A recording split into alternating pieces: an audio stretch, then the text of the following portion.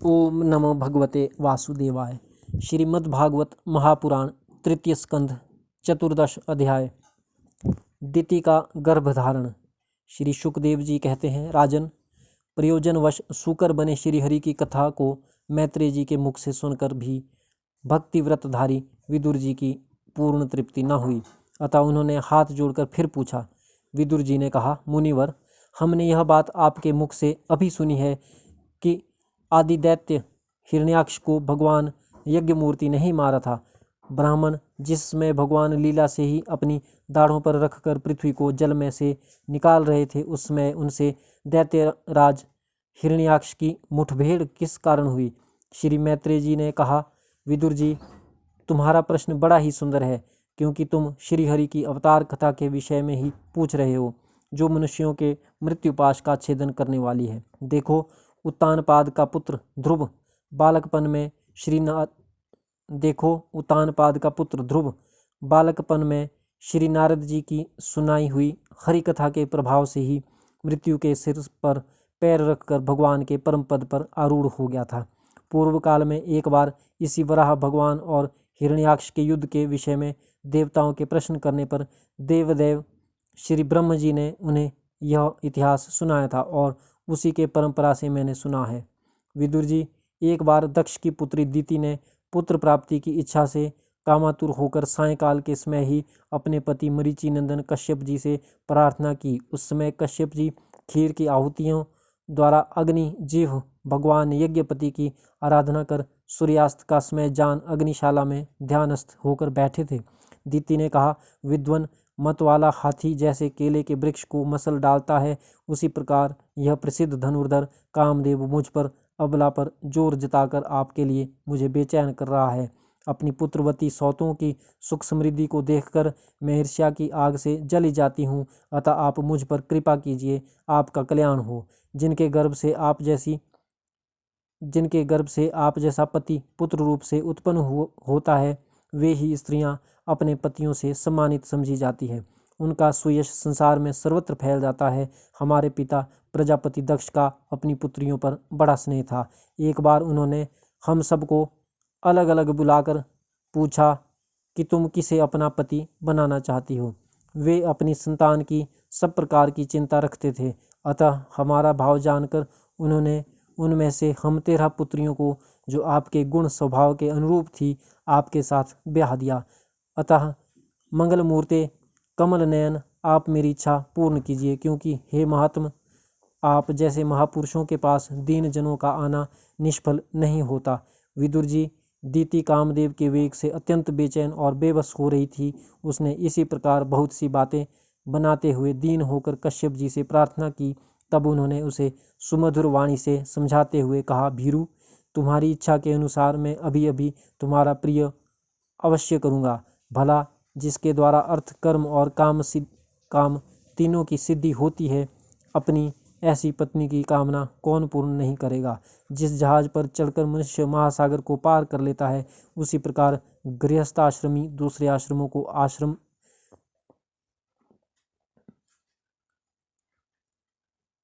जिस जहाज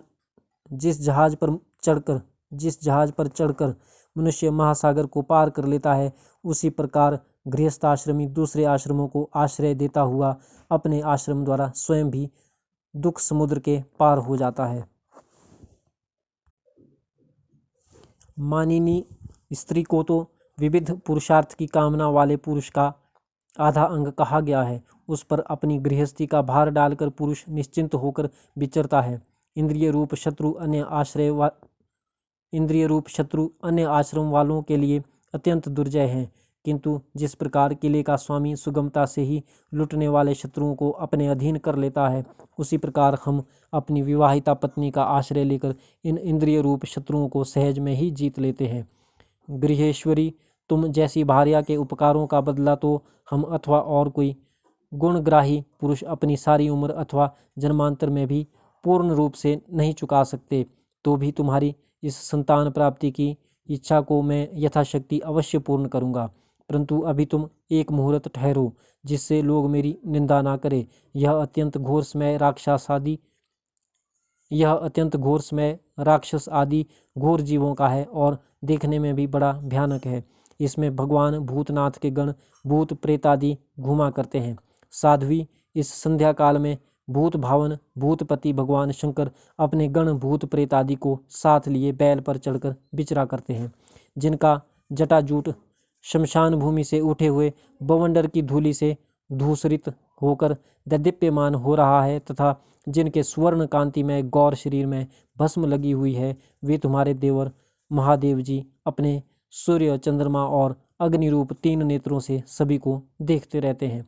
संसार में उनका कोई अपना या पराया नहीं है, ना कोई अधिक आदरणीय और ना निंदनीय ही है।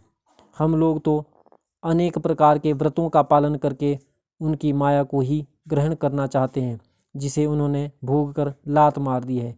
विवेकी पुरुष अविद्या के आवरण को हटाने की इच्छा से उनके निर्मल चरित्र का गान किया करते हैं। उनसे बढ़कर तो क्या, उनके समान भी कोई नहीं है और उन तक केवल सत्पुरुषों की ही पहुँच है। यह सब होने पर भी वे स्वयं पिशाचों का सा आचरण करते हैं। यह नर शरीर कुत्तों का भोजन है।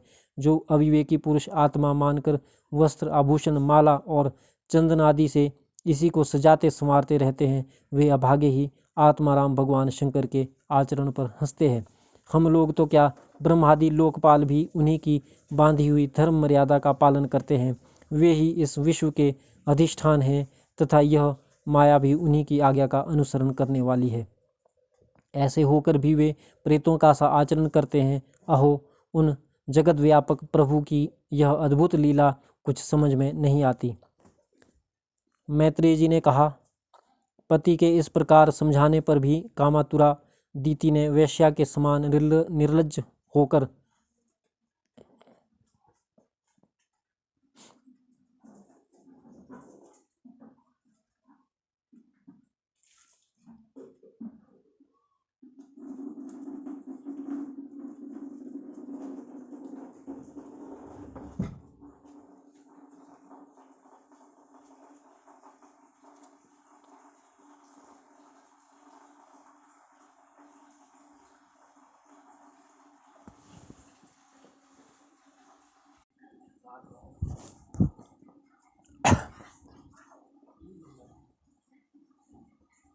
मैत्रेय जी ने कहा, पति के इस प्रकार समझाने पर भी कामातुरा दीति ने वैश्या के समान निर्लज्ज होकर ब्रह्म ऋषि कश्यप जी का वस्त्र पकड़ लिया।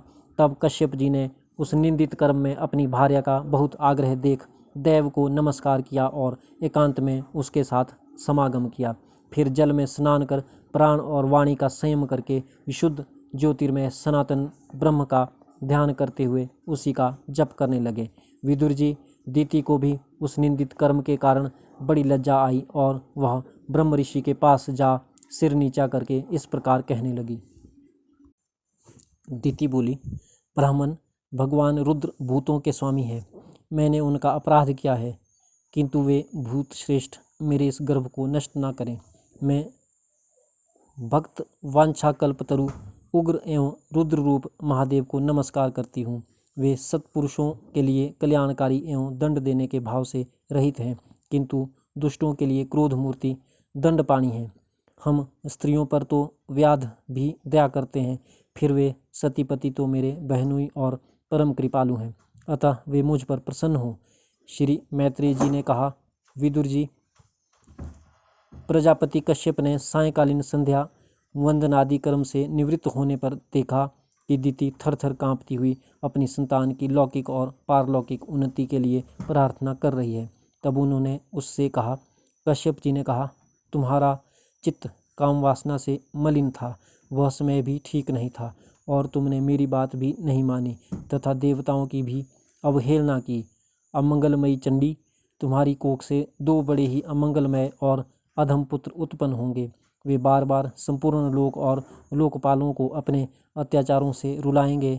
जब उनके हाथ से बहुत से निरपराध और दीन प्राणी मारे जाने लगेंगे, स्त्रियों पर अत्याचार होने लगेंगे और महात्माओं को क्षुब्ध किया जाने लगेगा, उस समय संपूर्ण लोकों की रक्षा करने वाले श्री जगदीश्वर कुपित होकर अवतार लेंगे और इंद्र जैसे पर्वतों का दमन करता है उसी प्रकार उनका वध करेंगे। दीति ने कहा, प्रभु, यही मैं भी चाहती हूँ कि यदि मेरे पुत्रों का वध हो तो वह साक्षात भगवान चक्रपाणि के हाथ से ही हो, कुपित ब्राह्मणों के शाप आदि से न हो। जो जीव ब्राह्मणों के शाप से दग्ध अथवा प्राणियों को भय देने वाला होता है, वह किसी भी योनि में जाए उस पर नारकीय जीव भी दया नहीं करते। कश्यप जी ने कहा, देवी, तुमने अपने किए पर शोक और पश्चाताप प्रकट किया है। तुम्हें शीघ्र ही उचित अनुचित का विचार भी हो गया तथा भगवान विष्णु, शिव और मेरे प्रति भी तुम्हारा बहुत आदर जान पड़ता है। इसलिए तुम्हारे एक पुत्र के 4 पुत्रों में से एक ऐसा होगा जिसका सत्पुरुष भी मान करेंगे और जिसके पवित्र यश को भक्तजन भगवान के गुणों के साथ गाएंगे। जिस प्रकार खोटे सोने को बार बार तपाकर शुद्ध किया जाता है, उसी प्रकार साधुजन उसके स्वभाव का अनुकरण करने के लिए निर्वेता आदि उपायों से अपने अंतःकरण को शुद्ध करेंगे, जिनकी कृपा से उन्हीं का स्वरूप भूत यह जगत आनंदित होता है। वे स्वयं प्रकाश भगवान भी उसकी अनन्य भक्ति से संतुष्ट हो जाएंगे। द्वितीय, वह बालक बड़ा ही भगवत भक्त, उदार हृदय, प्रभावशाली और महान पुरुषों का भी पूज्य होगा तथा प्रौढ़ भक्ति भाव से विशुद्ध और भावान्वित हुए अंतःकरण में श्री भगवान को स्थापित करके देहाभिमान को त्याग देगा। वह विषयों में अनासक्त, शीलवान, गुणों का भंडार तथा दूसरों की समृद्धि में सुख और दुख में दुख मानने वाला होगा। उसका कोई शत्रु ना होगा तथा चंद्रमा जैसे ग्रीष्म ऋतु के ताप को हर लेता है, वैसे ही वह संसार के शोक को शांत करने वाला होगा। जो इस संसार के बाहर भीतर सब ओर विराजमान हैं, अपने भक्तों के इच्छानुसार समय समय पर मंगल विग्रह प्रकट करते हैं और लक्ष्मी रूप लावण्य मूर्ति ललना की भी शोभा बढ़ाने वाले हैं तथा जिनका मुखमंडल झिल मिलाते हुए कुंडलों से सुशोभित है, उन परम पवित्र कमल नयन श्रीहरि का तुम्हारे पौत्र को प्रत्यक्ष दर्शन होगा। श्री मैत्रेय जी कहते हैं, विदुर जी, दीति ने जब सुना कि मेरा पौत्र भगवान का भक्त होगा, तब उसे बड़ा आनंद हुआ तथा यह जानकर कि मेरे पुत्र साक्षात श्रीहरि के हाथ से मारे जाएंगे, उसे और भी अधिक उत्साह हुआ।